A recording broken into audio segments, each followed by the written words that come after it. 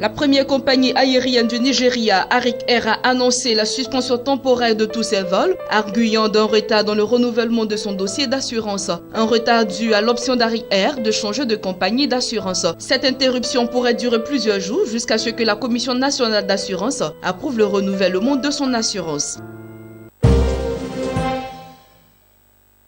Proparco, la filiale de l'Agence française de développement dédiée au secteur privé, s'est engagée à investir 10 millions d'euros en fonds propres dans le groupe Activia pour l'accompagner dans son développement en Afrique subsaharienne. Proparco, la filiale de l'Agence française de développement dédiée au secteur privé, s'est engagée à investir 10 millions d'euros en fonds propres dans le groupe Activia pour l'accompagner dans son développement en Afrique subsaharienne. Les fonds investis permettront de soutenir l'essor du groupe Activia, notamment en Afrique centrale et en Afrique de l'Ouest. En entrant au capital d'Activia, Proparco marque son appui à la vision portée par ce groupe dynamique qui se développe sur un marché africain en expansion.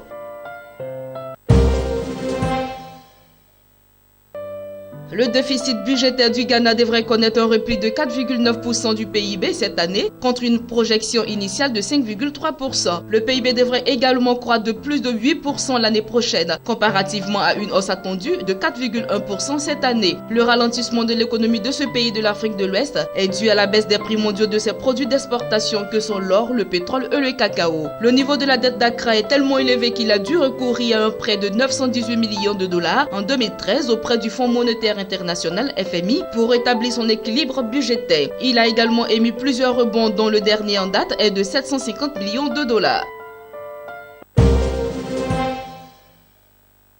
L'économie tanzanienne est sur la bonne voie pour enregistrer une croissance de 7,2% en 2016 contre 7% en 2015, a annoncé le gouverneur de la Banque centrale de Tanzanie, Benu Ndulu. Ce taux est légèrement supérieur aux provisions annoncées par le Fonds monétaire international FMI qui table sur une progression de 7% du PIB de la Tanzanie cette année. L'accélération de cette croissance du pays s'explique par les bonnes performances du secteur du BTP ainsi que par l'amélioration de la bonne gouvernance. Outre les investissements publics dans les infrastructures, l'économie repose sur l'agriculture et les exportations de l'or dont le pays est le quatrième producteur en Afrique.